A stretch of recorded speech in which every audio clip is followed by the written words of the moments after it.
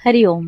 आपल्याला जी बापूंनी कथा सांगितली आहे त्याप्रमाणे हिमवान राजा आणि त्याच्या 7 पत्नी, म्हणजे जो हिमालयाचा संरक्षक आहे तो आणि हिमालयावरच्या ज्या सप्त ज्ञान प्रदेशाच्या संरक्षक आहेत त्या, तर त्या सप्तपत्नी ह्या कलियुगाचा जेव्हा अंतिम चरण सुरू होईल तेव्हा प्रत्यक्ष परमशिव येऊन त्या सप्तप्रदेशांचा आणि कैलास शिखराचा भाव हा तपस्या नदीच्या काठी पुण्यक्षेत्रम इथे स्थापन करेल. जेव्हा त्यांना हे कळलं तेव्हा त्या 7ही राण्यांना त्यांच्या मातृवात्सल्यामुळे किंवा त्यांच्यातल्या ममतेमुळे वाईट वाटायला लागलं की अरे आता जर आपण इथे येऊन राहिलो तर आपली जी मुलगी आहे पार्वती ती आपल्याला कधी भेटेल.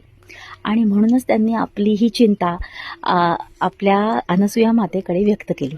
अनसूया माता म्हणजे तर सगळ्यांचीच माता, त्यामुळे तिला मातृहृदय कळणार नाही असं कसं होईल.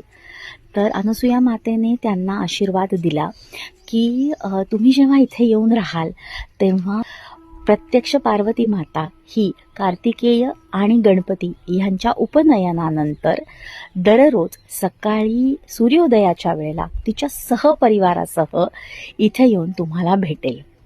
आणि मग हा आशीर्वाद मिळाल्यावर काय सगळेच अतिशय खुश झाले.